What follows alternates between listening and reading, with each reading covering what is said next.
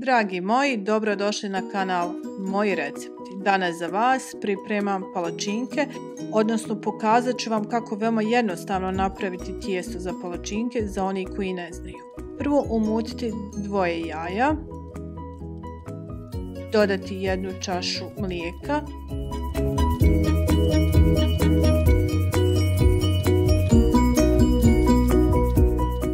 jednu čašu brašna,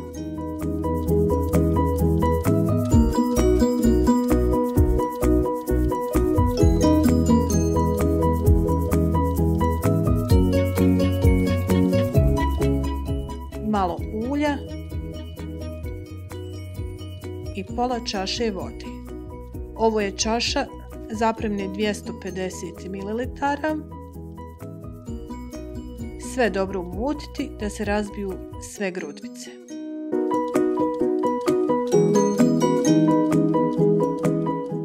Na dobro zagrijanu tavu dodati 1 mjericu, odnosno 1 kutljaču smjesi i rasporediti je po cijeloj površini tave i kratko peći, prvo sa jedne, a zatim sa druge strane.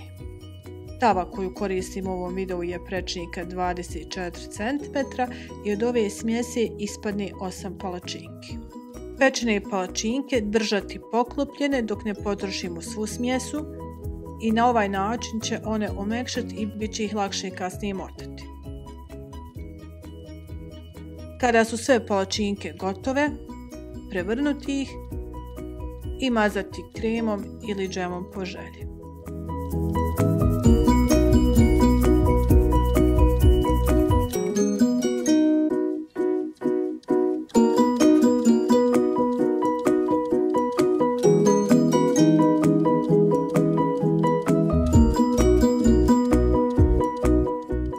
Prijatno!